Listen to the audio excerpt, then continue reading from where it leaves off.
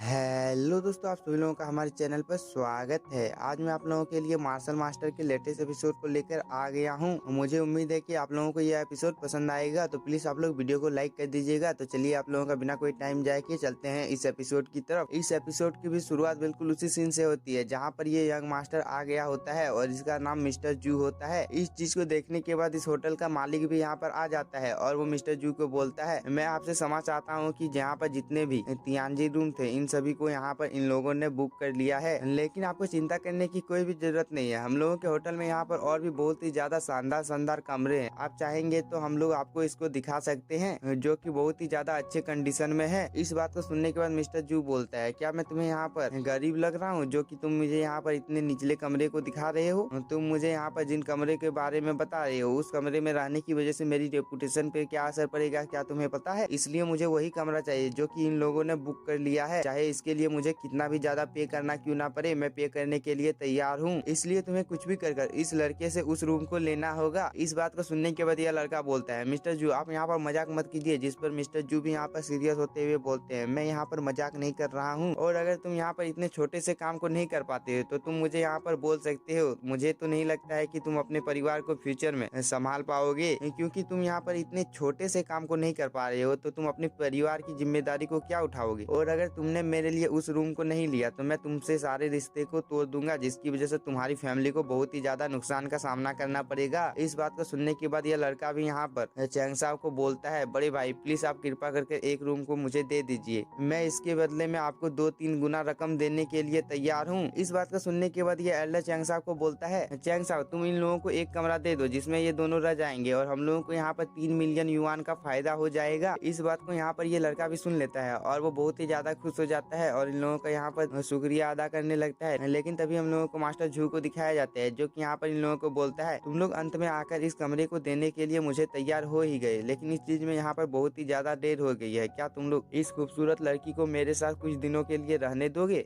तो मैं इसके बदले में तुम लोगों को और 3 मिलियन युआन दूंगा। इस बात को सुनने के बाद चैंग साहब यहाँ पर बहुत ही ज्यादा गुस्से में आ जाता है और वो इस आदमी को बोलता है, अगर तुमने इस लड़की से यहाँ पर माफी नहीं मांगी तो मैं तुम्हें जान से मार डालूंगा। इस बात को सुनने के बाद ये आदमी बोलता है, क्या तुम्हें पता है कि मैं यहाँ पर कौन हूँ और मेरी फैमिली का बैकग्राउंड क्या है? इस आदमी की इन सब बातों को सुनकर चैंग साहब बहुत ही ज्यादा गुस्से में आ जाता है और वो अपनी एनर्जी को यहाँ पर रिलीज करता है और वो बोलता है, अगर तुमने यहाँ पर माफी नहीं मांगी तो मैं तुम्हें जान से मार डालूंगा। इस चीज को देखने के बाद यह आदमी इन लोगों को रोकने की कोशिश करता है, लेकिन यहाँ पर ये यंग मास्टर इसे दूर कर देता है और वो बोलता है, तुम यहाँ पर कौन हो जो तुम यहाँ पर मुझे रोकने के लिए आ रहे हो? और ये यंग मास्टर चैंग साहब को बोलता है, चलो अब मैं देखता हूँ कि तुम यहाँ पर कितने ज्यादा पावरफुल हो। इस बात को यहाँ पर ये मैनेजर भी सुन रहा होता है और वो चैंग साहब की टीम को बोलता है, क्या तुम लोगों को यहाँ पर हम लोगों की मदद चाहिए? क्योंकि तुम लोग यहाँ पर अब हम लोगों के मेहमान हो और हम लोगों के मेहमानों के ऊपर जो भी हमला करता है हम लोग उसके ऊपर भी हमला कर देते हैं। जिस पर चैंग साहब इस ऑक्शन ओनर को कोई भी रिप्लाई नहीं देता है और वो अपनी एनर्जी को एक्टिवेट कर इस यंग मास्टर के ऊपर हमला कर देता है। इस चीज को देखने के बाद ये यंग मास्टर भी अपनी एनर्जी को एक्टिवेट कर लेता है, लेकिन यहाँ पर चैंग साहब की पावर बहुत ही ज्यादा होती है, जिसकी वजह से ये यंग मास्टर यहाँ पर टिक नहीं पाता है और चैंग साहब उसे उसके गले से पकड़ लेता है और अपने हाथों में कुछ क्रिस्टल को अपेयर कर लेता है और इस यंग मास्टर के मुंह में डाल देता है, जिसकी वजह से उसे यहाँ पर बहुत ही ज्यादा तकलीफ हो रही होती है। इस चीज को यहाँ पर इस होटल में जितने भी लोग होते हैं वो सभी लोग भी देख रहे होते हैं, लेकिन तभी ये लड़का चैंग साहब को बोलता है, बड़े भाई हम लोग इस मामले को बात कर भी सुलझा सकते हैं, प्लीज आप इसे छोड़ दीजिए। इस बात को सुनने के बाद चैंग साहब यहाँ पर थोड़ा सा शांत हो जाता है, लेकिन ये यंग मास्टर अपनी हरकतों से बाज नहीं आता है, जिसकी वजह से चैंग साहब उसे यहाँ पर बहुत ही ज्यादा पीटता है और वो बोलता है, कुत्ते की पूंछ कभी भी सीधी नहीं हो सकती है, और वो ये बोलकर और भी ज्यादा इसे पीटने लगता है और इसे बाहर फेंक देता है। इसके बाद चैंग साहब अपने साथियों को लेकर अपने कमरे में जाने लगता है जैसे कि यहाँ पर कुछ हुआ ही ना हो। इसके बाद हम लोगों को बाहर का सीन दिखाया जाता है जहाँ पर ये लड़का इस यंग मास्टर को उठा रहा होता है और ये यंग मास्टर अपने चेहरे को देखकर बोलता है, इस आदमी ने मुझे मार मार कर यहाँ पर सुअर बना दिया है, मेरे चेहरे की हालत तो देखो, पहले ये कितना ज्यादा खूबसूरत था लेकिन अब वो सुअर के जैसा दिख रहा है। इस बात को यहाँ पर बहुत सारे लोग भी सुन रहे होते हैं और वो लोग यहाँ पर इस यंग मास्टर का मजाक उड़ाते हुए बोलते हैं, आखिरकार ये आदमी है कौन जो कि यहाँ पर सुअर के जैसा दिख रहा है? और वो लोग इसी यंग मास्टर को पूछते हैं, जो अंदर में यंग मास्टर गया था वो कहाँ पर है? इस बात को सुनने के बाद इस यंग मास्टर को बहुत ही ज्यादा गुस्सा आ जाता है और वो इन सभी लोगों को बोलता है, अगर तुम लोगों ने मेरे खिलाफ और एक वर्ड बोलने की कोशिश की तो मैं तुम लोगों को जान से मार डालूंगा। ये यंग मास्टर यहाँ पर ये सब बोल ही रहा होता है, लेकिन तभी ये लड़का इस यंग मास्टर को बोलता है, आप यहाँ पर इन सब चीजों को भूल जाइए, क्योंकि जिस लड़के के साथ में आपकी फाइट हुई थी उसकी पावर यहाँ पर बहुत ही ज्यादा है। इस बात को सुनने के बाद इस यंग मास्टर को और भी ज्यादा गुस्सा आ जाता आता है और वो इस लड़की को बोलता है तुम यहाँ पर मेरे नजरों के सामने से दूर चले जाओ, नहीं तो मैं तुम्हें भी मार डालूंगा। और वो ये बोलकर इस जगह से जाने लगता है। इसके बाद ये यंग मास्टर चलते चलते थोड़ी दूर आ गया होता है और वो बोलता है अगर मुझे उस लड़के के साथ में बदला लेना है तो मुझे यहाँ पर किसी की मदद लेनी होगी और मेरी मदद यहाँ पर भाई जुआंग ही कर सकते हैं। और वो यह बोलने के बाद अपने हाथों में एक तिलिस्मान को अपेयर कर लेता है जो कि दिखने में बहुत ही ज्यादा पावरफुल लग रहा होता है, लेकिन ये यंग मास्टर इसे एक्टिवेट नहीं करता है और वो इस जगह से चला जाता है। इसके बाद हम लोगों को नेक्स्ट डे का सीन दिखाया जाता है और यहाँ पर हम लोगों को एक पैलेस का सीन दिखाया जाता है जिसके अंदर में बहुत सारे लोग होते हैं और वो सभी लोग बहुत ही ज्यादा खुश लग रहे होते हैं, जो कि आप लोग स्क्रीन में देखकर समझ ही सकते हो। लेकिन तभी ये यंग मास्टर भी इस पैलेस के आगे में आ जाता है और वो इस पैलेस के अंदर में जाने लगता है, लेकिन तभी दो गार्ड इसे रोक लेते हैं और ये गार्ड इस यंग मास्टर को बोलते हैं तुम्हारी यहाँ पर इतनी ज्यादा हिम्मत कैसे हुए भिखारी कि तुम यहाँ पर हम लोगों के पैलेस के अंदर में घुसना चाहते हो।